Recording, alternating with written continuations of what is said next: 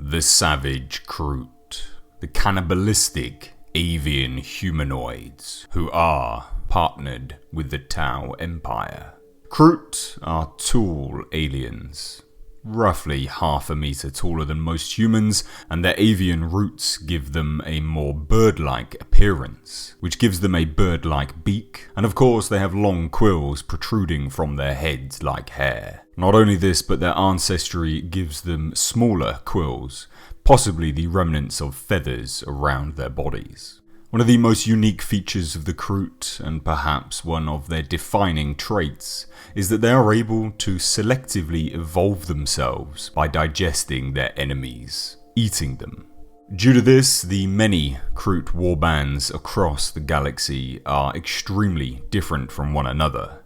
The Kroot leaders, known as Shapers, are generally the Kroot with the best ability for recognizing the traits of their defeated foes, in which they tell their kindred to digest. This is of course to suit the task at hand and thus shape their race moving forwards. For example, a Shaper who wants his Kroot warband to gain muscle mass will of course take on the fearsome greenskin orcs to acquire the right DNA. And those Kroot who would feed on flying enemies will allow the Kroot to grow wings, much like their ancestors had. This eating of their foes ties directly into their religious belief. They believe that when a warrior of any race dies, his warrior spirit should be kept, and the only way to do this is by eating his flesh. The Kroot practice this in their burial customs. This means that a fallen warrior is then eaten by their kindred.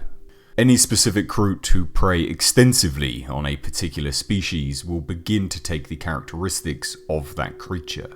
In sentient species such as orcs and humans, they may also take on the cultural aspects of that race as well. Kroot, who have fed on Dark Eldar, for example, soon begin to show signs of the cunning and intense cruelty the Dark Eldar are known for. In the case of animals, this sometimes leads to evolutionary dead ends. A kindred will find itself locked into an animalistic and unintelligent form, unable to evolve themselves anymore. Species such as the Tyranids, who also absorb the DNA of their prey, are particularly dangerous for Kroot to prey upon.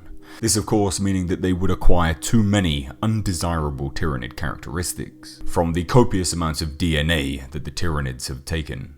Interestingly, the ecology of the Kroot homeworld of Pesh includes many species of animal that are partially Kroot themselves, this being the possible missteps in the evolutionary process for the Kroot. The Kroot themselves use these related creatures as labourers, pack animals, and even as weapons. The most common examples are the canine Kroot hounds, the lumbering and powerful ape-like Krootoks, the Dromae-saurid Narlock riding beast, and the massive dinosaur-like great Narlocks. Another creature of note is of course the Kroot hawk, an animal held sacred by the Kroot, possibly because it may be their direct evolutionary ancestor. There are other Kroot subspecies that are considered outcasts in Kroot society, and they are indeed killed by the Kroot if found. In order to gather genetic material from all over the galaxy, the Kroot offer themselves as mercenaries, and they sell their service to anyone willing to pay them. They travel the galaxy, taking limited contracts for both major and minor races. And due to their partnership with the Tau, they are regularly employed by them. While the contract with the Tau is supposed to be an exclusive one, the Kroot regularly send out their war spheres to continue their mercenary trade amongst the wider cosmos. As mentioned, the Kroot do have a form of union with the Tau. And this came around at the close of the first period of expansion. An exploration fleet out of Dalieth picked up long-range scans of orcs ships firing on the Kroot war spheres. The previously unencountered Kroot were defending their enclave on the planet of Krath, although they were hopelessly outnumbered. The Tau, only intending to observe, were drawn into the battle as both their air-cast admiral and the fire-cast commander could not possibly bear to watch the honourless orcs bludgeon their way to victory. As a result, they quickly deployed their superior fleet. The Tau then destroyed the cobbled-together greenskin ships. This was too late though, as they realised that this was merely the vanguard of a mighty invasion force that was closing on them in an encircling pattern. This then began an extended war, both in space and over several planets. Later, this would be named the War in the Place of Union, for it marked the first time the Tau and Kroot fought side by side. This partnership was so effective that they managed to hold off the Orcs long enough for reinforcements to arrive, and ultimately they would triumph over the Greenskins. The Tau were so impressed with the Kroot's fighting prowess that they agreed to extend the alliance in order to liberate the remainder of the Kroot enclaves, these being under Orc attack. For the next 10 years, the Tau and the Kroot worked side by side, driving all sign of Orcs from the Kroot worlds, and eventually coming to their homeworld of Pesh, at the behest of the greatest of Kroot leaders, the legendary Angkor Prok.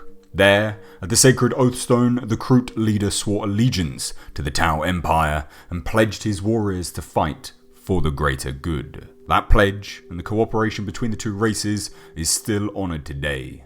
The Kroot are, by far, the most common alien auxiliary force to serve in the Tau armies. The Tau greatly value the military service of the Kroot, although they continue to hope that exposure to their culture will eventually cure the Kroot of their cannibalistic tendencies. By appearances, the Kroot may seem crude and simple, unable to have any form of industrial society. However, the Tau observers on Pesh have noted evidence that may point to an industrial base hidden on or even inside of some mountains. This may be explained by the Kroot feasting on the low-tech race that is the Orcs. It's possible that the Kroot deliberately keep their general level of technology low, using it only for weapons and interstellar travel, in order to keep their species strong. For if the Kroot attempted to expand their intelligence, they may risk the strength in which they have attained in their evolutionary feasting. The Kroot's primary weapon is the rifle, with a design derived from the fighting staffs used by their ancestors.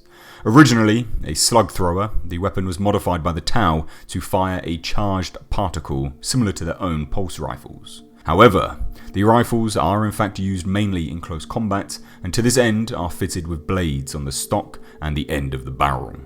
The Kroot also employ the Kroot gun, too big and unwieldy for one Kroot to handle. This is then mounted on the back of a Krootox. They also have another rifle, known as the Kroot hunting rifle, which is more of a sniper-based and long-range rifle.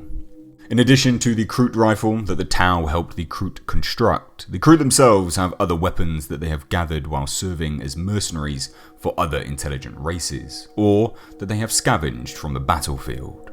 These weapons include, but are not limited to, splinter pistols, bolt pistols, sluggers, shuriken pistols, power weapons, and various others. So that is a brief rundown of the Kroot. This came actually as a recommendation from a long-time subscriber, so I hope you did appreciate it, as I did this very much direct on the back of your recommendation. So guys, if you enjoyed this video, please do give it a big thumbs up. What do you think about the Kroot? Personally, whilst researching this video, I find them to actually be probably one of the most interesting within the Warhammer 40K universe. A lot of the other races in the Warhammer 40K universe do fit into quite, shall we say, political likeness in modern day. So it's nice to see a race which doesn't really serve any form of political agenda, from my experience whilst doing these videos anyway. But guys, I wanted to ask you the question, what do you think? Please do let me know down below in the comment section. If you're new to the channel, hit that subscribe button. I've rambled on for too long, but as always, I have been Mr. H, and I will catch you in the next video.